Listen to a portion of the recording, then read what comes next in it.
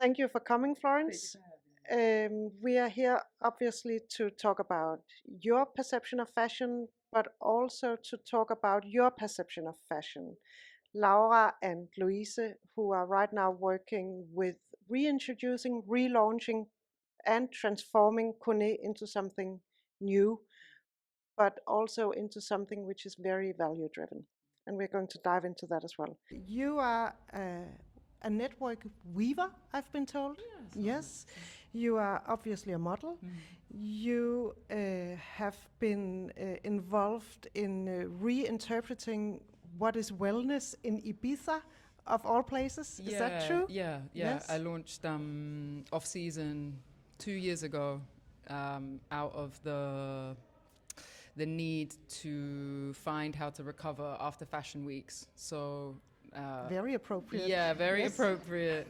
So I would go back to the island, which is my home for the Off.Season, which is the namesake brand, and I would, tap in with all my healers and all the things that I love to do. So hiking, sound healing, just eating well, going to the sauna. And then I was like, well, why am I not doing this for the girlies? Because come a week I was feeling better. Come, is that what you're telling You're us? more than welcome. You're more than welcome. But yeah, so I started with retreats, and now I do events kind of based on the seasons, the seasonal celebrations: summer, winter, solstice, autumn, and spring equinox. And before that, you were at Nike? Yes, before that I was at Nike. I worked in London for 6 years in their head offices. I headed up the talent relationships for entertainment, working with actors, models, musicians. So I've done the other side as well, forging relationships with talent that felt authentic to the brand, and that also I wanted to advocate for. So I led on the partnerships like Adjuraboa and Girls Talk, which was a very mental health, women's driven project. People like Georgia Smith, Little Sims on the big scale, and then lots of up and coming talent as well. And drawing Nike into also the sphere of looking more towards women, queer relationships. Exactly, yeah. Yes. I was very focused on women and queer relationships most of the time. It's a very male-heavy company. It was very grime music and rap, and I was like, okay, we're going to go and do something about this. So to me, that's fashion activism. Yeah, well, oh, no, don't use the activist word on me. Is that too much of a commitment? Yeah, I would say I'm more of an advocate. Like, I don't... One thing about me is I don't particularly like labels or being put in a box, which we spoke about earlier. But it was really great, and I was super happy with what I did. But I got burnt out at the end of the day, which is how I eventually ended up in Ibiza, how I eventually ended doing Off.Season, and it was modeling that was really carrying me through like 4 years whilst I was recalibrating, relearning, unlearning who I was, I guess, in that sphere. And now I'm at the point where I'm ready actually to reintroduce myself to that world, and I am on the management team of many professional female footballers, many of the Lionesses. Yes. So we just won a couple of weeks ago. So I'm back in that talent brand kind of relationship dynamics world. So we'll see where it goes. Would you mind repeating what you discussed with your therapist the other day? Okay, yes, yes. So we were working on, because it's so hard to describe what I do, I guess the metaphor or the picture for it, I call myself a Swiss Army knife. Like, I've got many tools to me, all of which are useful, but you have other people who are a singular kind of purpose. So we decided to try and set out some values and some guidelines that I can keep coming back to, and that I can also remind my employers where my strengths lie. So the 4 things that I came up with were: freedom is really important to me, being able to come and do Fashion Week this week here in Copenhagen, see you guys, walk shows, sit shows. Adventure. I've got to be able to go and climb a mountain if I want to. I want to do be a able challenge. to do that too. Yes. Doing what I feel. So sometimes I don't necessarily even have an explanation of why something just doesn't feel right for me. It doesn't feel right for me. And I discovered this the other day when we were trying to capitalize off the Lionesses' win. And one of my colleagues was like, right, let's send out loads of emails to all these brands and all of that. And something in me was just like, No, my way of working is person to person, being out and about, meeting people, telling people what I do. That's my route, you know. Quest for personal adventure with a need for rest. Yeah, that's I think I'm coming back into the balance of that now. I've been at one end of the spectrum of very, very busy when I was at Nike and modeling, and then the last 4 years it's been, you know, a period of resetting, and now I'm coming back into it. Um, yeah, it's just really taking time for myself, really like planning out. See, like, so for Fashion Week, for example, I've been seeing what I need to go to, and it's really obvious to me. It's like, okay, well, I'm gonna take the morning to myself here, gonna take the evening to myself there. You know, I'm more of a daytime person anyway, so it's just remembering where I work best and the power of no, I guess. Um, and yeah, just carving out that time. I think also just living in nature and living on top of my hill in Ibiza just naturally does that. I grew up in the countryside, down like a country lane of 12 houses, you know, in Devon in England. So I know that that's where I always have to go home to, and I think that's where I'm always going to find my balance. The thing that unites the brand KONÉ with the three of you is many things, but mainly perhaps the question of time and durability and taking a deep breath and concentrating. So when we look at fashion today, it's obviously in bad standing. Yeah. Many places. Some bad standing. Would you think that the question of time is actually a solution?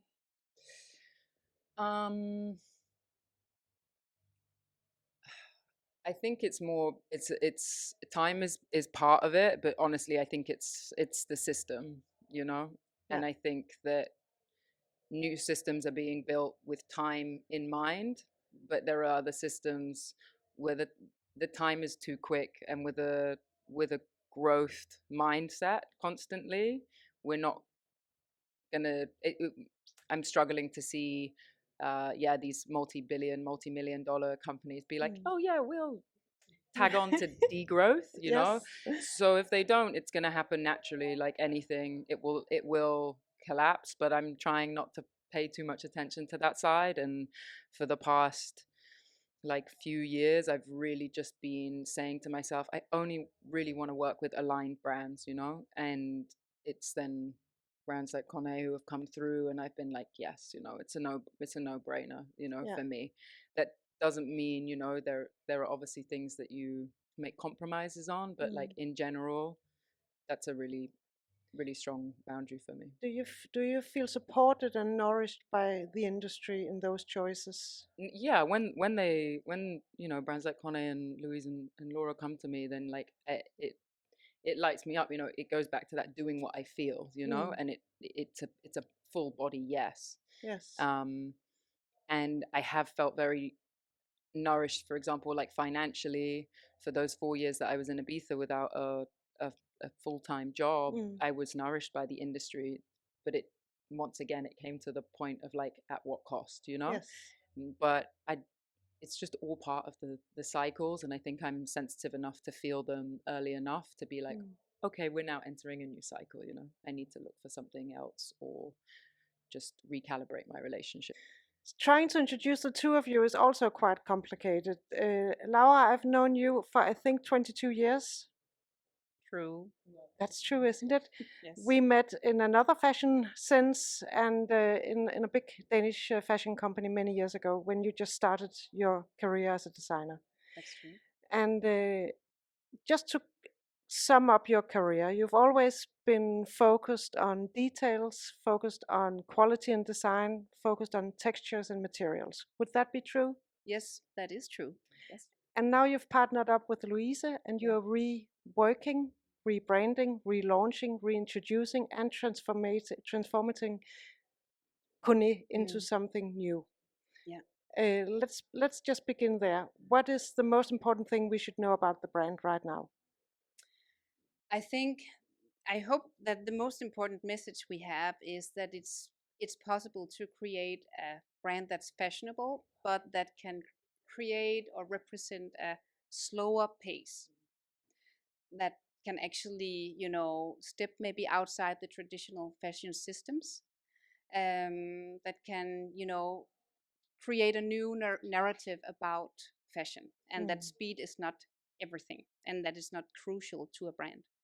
Because just to sum up on where I started in high street, and I had 12 years of my career in high street, and that was based on pace, speed, endless collections, and I think I may have created 1,000 styles every year. And then I had a perfect opportunity to go the opposite direction into luxury. And that was a true eye opener for me, because it was a complete turnaround in terms of having suddenly extremely luxurious materials in my hands, you know, spending more time on less products. I did actually try to create a mantra in my previous job, saying we should spend double the time on half the products. And I'm like, yeah, no, let's just, we need to sell. So I think that was a that was an eye opener for me. So that was a point of no return. So when I had the opportunity to go into KONÉ, which was Yvonne KONÉ at that point, I could see that was the perfect frame to try to, you know, transformate this whole, you know, pace, this idea of, you know, just slow it down, spend much more time on fewer products, less collections. Let's not call it a season. Let's just call it first collection, second collection, whatever, and dive much more into, you know, yeah, spend more time on fewer things. And Louise, you joined up with Laura, and you've been very busy with a rather impressive career in marketing and communication, in the visual as well as the copywriting side of the fashion business. Yes, That's right. and now you're here. Now I'm here. Yeah, so actually I first started off as a fashion designer many years ago. I didn't know. I was, and I was actually heading to London to study craftsmanship with shoes and bags. But I was interrupted because I was in the need of money. So I started working at Patrickson, which is like one of the leading agencies in Copenhagen. Now, it was not back then. And I stayed there for 10 years. So I experienced everything, like being very entrepreneurial spirited, working with like many clients, building up the company together with the team, not only me, obviously, focusing very much on branding, communication on all parts, visual communication, building up like concepts, events, doing all the production. So it's like many hats. And I ended up being there like as one of the leading heads. And at some point, I also like, I did not realize it at that point, but unfortunately, it brought me to a very like personal crisis, as I think many of us in this industry like eventually hit. So I was actually taking 1.5 years off in this business, trying to find myself and what leg should I actually stand on. And I was doubting, what am I going to do? Laura called me, and it was a perfect match, both from the conversations and also from what I saw was the possibility with this brand. So it's very much about the time, as Laura says.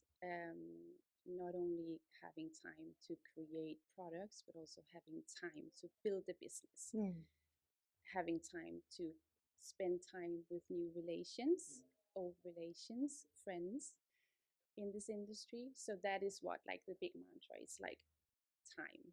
And then around time, we build up what we believe is healthy business. Speaking of, thank you so much. So what do you think is, what kind of talents is the world in need of right now, from your perspective? I mean, the first thing that came to my head is just like value driven talent, you know? And it's just people who can constantly come back to themselves and really be saying that you love what you do. And I think you can originally go into something loving what you do, and then it changes, and that's okay. So the thing I love about working with talent so much is it's just people who are so passionate about what they're doing. So whenever I've worked with any footballers, musicians, actors, I can tell, you know, straight away whether they're in it because they want to do it or they're in it for ulterior motives. And I would always try and focus myself on the ones who have that story behind them of like, this is what I want to do and this is what I've known. And I find it very inspiring because I've never known what I've wanted to do. No, ever. but other people do, Yeah. obviously. If we were doing this talk pre-financial crisis, like 2008, 2007, I would now be asking you about your skincare routine. So fashion has changed, right? So we're talking about values right now, and we're talking about value-driven opportunities. Yep. So if I was to ask you what are the most important values for you from your perspective in fashion industry? I would go back. I'll go back to those 4 I said at the beginning. You know, for me as well, it's freedom, it's adventure, it's doing what I feel and not being scared of it. Yeah. And do you feel there's something we as a fashion community can do to support each other in that? Yeah, I feel so. I feel like I feel we're at a place where there's just like a new layer of consciousness like around the whole world, and it's hitting every industry and it's hitting individuals on their own personal levels, and that what I found so inspiring about coming and working with you guys is that 1 minute we're shooting in your friend's office, and then the next we're borrowing clothes from your friends over in that, you know, in that studio, and then it's like this makeup artist who, like, you know, is doing us a favor, or this, that, and the other, and I was just like, wow, that's just so beautiful to be around. So it's more networks like that, and they're doing it because they love the people, you know, and they love like what they're doing, not just like, oh, this is going to be good for my portfolio, it's going to be good for my portfolio kind of vibe. So it's about craft. Yeah. And obviously KONÉ is a lot about craftsmanship as well. So what should we know about that, Louise? Why is craftsmanship, why has that gone to the forefront of the work the two of you are doing? I think like there's many reasons for that, but when you have like a crafted product, you're not like in doubt of the quality and how like the longevity of the product. And we want to create products and offer products to the customers that can last for many, many years, hopefully generations, if you take very good care of it. And that's also why we're super proud that Filippo, our artisan, he actually offers to repair the bags that we have. And I know Laura can talk a lot about like the metals, the trimmings, and like why we cut it off. Like we try to limit it because this is where, you know, we do not experience that many claims because we don't have that many like zippers and metal parts, but that's where brands actually get the claims from. So, you know, craft is all about like the respect of one's work. Like, you know, it's today we curate everything, and I think that's beautiful, and it's like there's a language to that that's amazing, but we also kind of forget the craft behind it. Like, what does it take to create these products, and who is creating it? So that is really what we want to like tell constantly. We could speak for hours about it. I know. Yes, you know that. Because that's impressive. You know, you can see the hands working with the products is they know what they're doing, the hands know what they're doing, and that's what we want to offer. That's why it's important. Thank you. So Laura, if I ask you, what is the greatest luxury? Well, to me, the greatest luxury is time. And talking about craft is also because there are so many ways today to make our life and work more efficient, more fast, more effective, but some things just can't be changed. And craftsmanship, like for instance doing a bag like we do, you can't really speed up the process. It's made by hand, it takes the time it takes. If you need to have time to create a good design, you need a certain amount of time. You can't just And I think for too many years, I have, been used to being creative on demand. And I met some designers in luxury back then, and I was like, but no, I'm not sketching today. I'm not really feeling it. And I was like, wow. So what does that mean? That Are you you're not allowed to say are that? you not working today? Then it's like, but I need, to make like 25 knit tops today. So I just have to be. So in that way, it's been, that luxury of having the time to, just reflect a little bit. And obviously also that is the picture that we see when we work with Filippo and the artisans in Italy. They can't speed up this process, or they can, but then the quality will be poorer and you will have a bad result. And I just have to add that I own a Filippo bag. Yes. And I'm traveling all over the place. It's with me in my bike. It's with me in rain and sunshine. And it has survived. Yes. For the first bag has actually survived. So I'm very grateful for the time that's put into each and every bag. That's good. Yeah. So if time is luxury, just to end there, Florence, what would you prefer to be able to spend time on in the future? Everything? Or No, I would really love for something, like I think I always want to be, I'm never gonna say goodbye to everything, it's like I said, I need that freedom in order to be able to keep changing. I think I would like to be able to find the thing that has the most momentum in it and give more time to that. At the moment, it's not quite clear, what horse to bet on. the lionesses, I'd say. Well, and I think that's it. So I think I would like to put more time into one thing and learn how to, whilst keeping the other things, to keep that freedom and that adventure for me. Do you feel like you're in a position, and you're obviously allowed to say no, but do you feel like you're in a position to give one advice to all of us to get a little bit more adventure into our lives? Is there one choice we can make? Is there one choice that you can make? Obviously, you're. I think, do you know what it is? It's like, just book the flight. Like when you're looking and you see that it's a good deal and you're like, oh, maybe I'll come back to it, like, and then you go back to it and it's like so much more expensive, and then you're like, oh, okay, like not this time, like just book it. The flight. Like just book the flight. Thank you so much. I think we'll end there and not repeat it to anyone. Cut that